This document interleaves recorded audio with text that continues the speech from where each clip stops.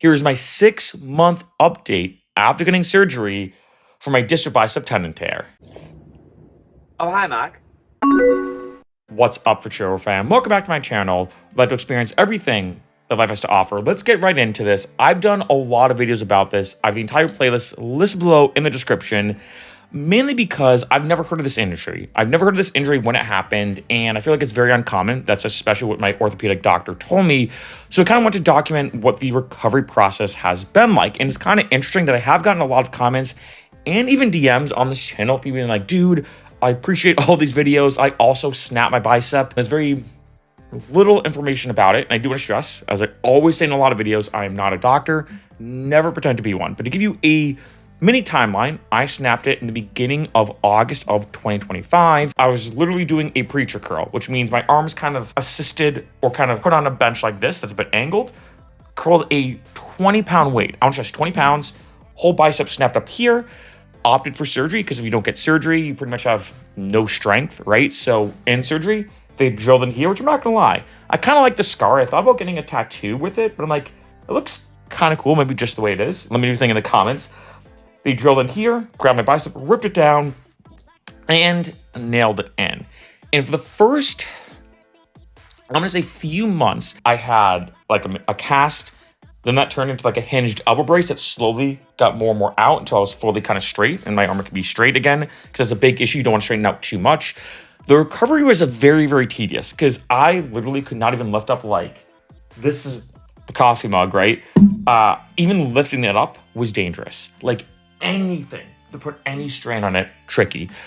For the first few months. And then I feel like, I gotta be honest, I'd say once the hinge elbow brace came off, and I've talked about this in some videos, I then started training again. I started doing parkour again. You know, I've actually posted in that playlist, you know, a bunch of videos of me doing parkour again for the first time, slowly doing movements again. And I gotta say that now, about 6 months later, I'm pretty much now at 100%, I'm gonna say. And it's nice because I, for example, just got this move.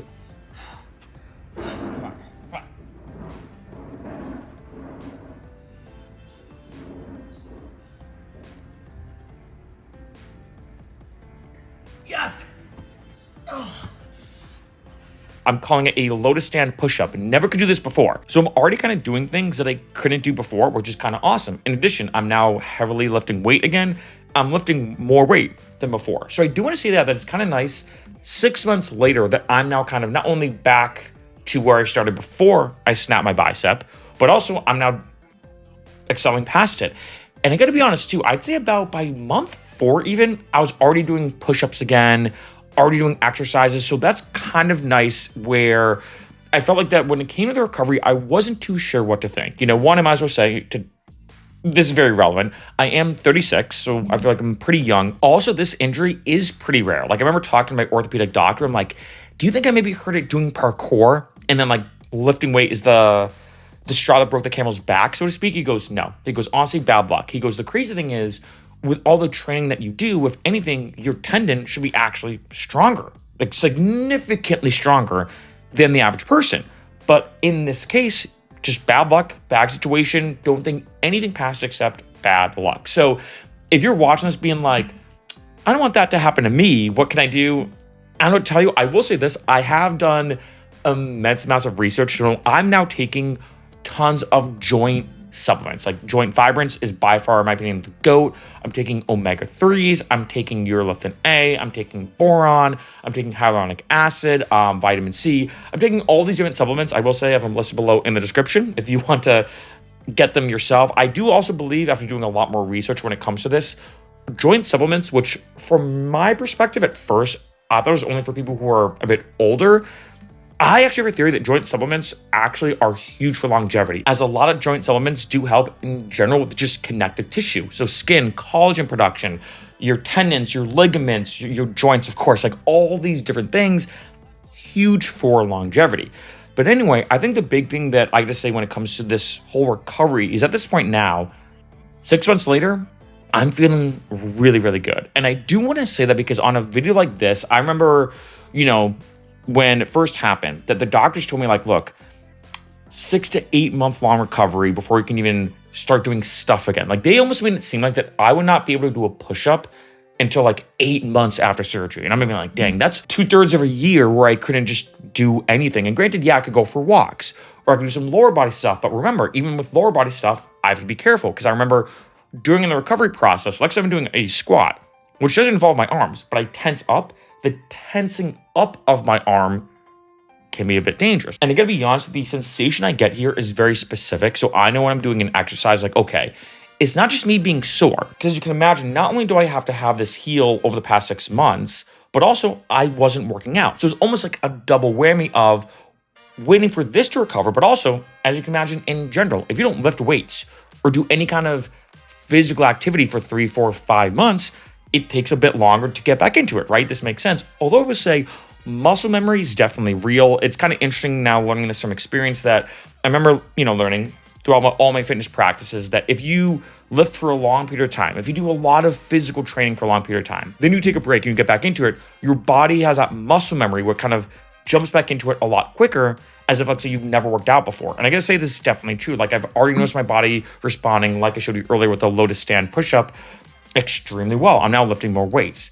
But I will say the two exercises that still put some strain on it, that I can kind of feel it, so to speak, are pull-ups and anything planche related. So if I'm doing a pull-up, I am slowly easing back into pull-ups because, again, I do think I'm way past the point of snapping it again. So I will say that. I'm way past the danger zone, but even still, slow and steady wins the race. I still want to do pretty solid progressive overload, which means each workout has to be harder than the last.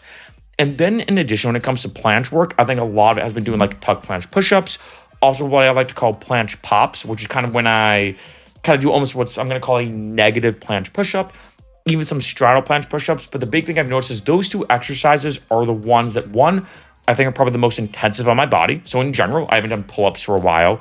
But two, are the most intensive on my distal bicep tendon. If anything, I think pull-ups now are harder than anything planche related. I think because there is a lot of distal tendon being used, especially when it comes to doing like a chin-up, a lot of pressure goes right here.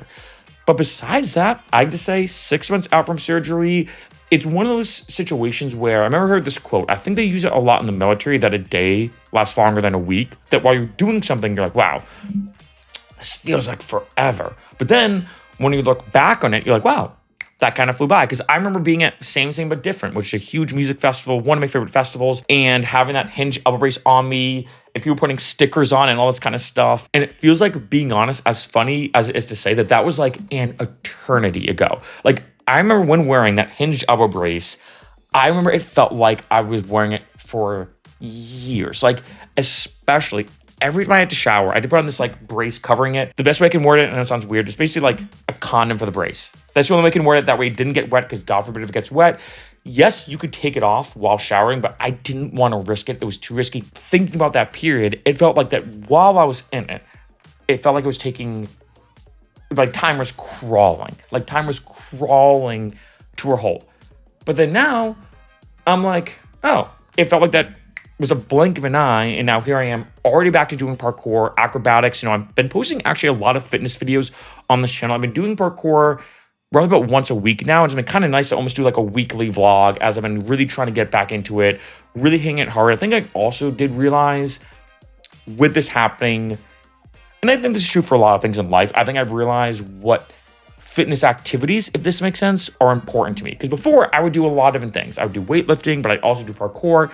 But I'm not gonna lie, over the past 3 to 4 years, I haven't been doing parkour as much or calisthenics as much. Like, I've been doing calisthenics here and there, of course, but I haven't really been doing these acrobatic movements as much, like tricking or martial arts or parkour or gymnastics. And I think what this made me realize is how, when it comes to moving my body and how much I love working out and training, that doing things like parkour are actually the things that I feel like I cherish the most. So I guess in an interesting way, and I think this is true for a lot of things in life, you don't realize how important something is to you until you don't have it. Then I'm like, look, I don't really miss as much curling a weight. Although I will say I will never do preacher curls ever again, but I don't really miss curling a weight. I don't really miss doing that stuff, but I miss doing things like pull-ups, push-ups, planche push-ups. I missed doing flips. I missed doing parkour-like movements. I missed doing even just kicking and some like more tricking type stuff. Those are the kind of movements that I really miss. So I think in kind of a if I'm going to use it like this, a blessing in disguise way, it is kind of a cool perspective now to have of like, look, your body, of course, at any moment can have an injury, right? Like I said, this was pure bad luck. It now gives me a better perspective of moving forward now. Then I'm going to be honest, I don't want to say I'm 100% healed, but I'm going to say I'm like, I think 90% healed. And in case you're curious, because I know I have some people ask me this, post-surgery, they did tell me that my arm is not going to be as strong as pre-surgery. I do have a couple of theories about that. As a side note, I do kind of feel like my arm is now stronger than before. Maybe it's because I'm now working out super hard. Maybe it's also because I never used to take joint supplements. Now I do. So tough to say, but the way the orthopedic doctor worded it to me is this. Let's say you could curl 100 pounds with one arm. You can now curl 99. So you're basically losing just 1% of your strength. Like if I was an Olympic athlete where every little bit counts, this could be detrimental to my career. I mean, you never know. But I gotta be honest, and I do train super hard, as most of you know, and everything. I post a lot of videos, like I've said, about me training. Haven't really noticed anything that bad besides the strain. But over time, as you can imagine, the more I've been working out, the less the strain has been there. So gotta say, 6 months out from the distal bicep tendon tear surgery, feeling amazing.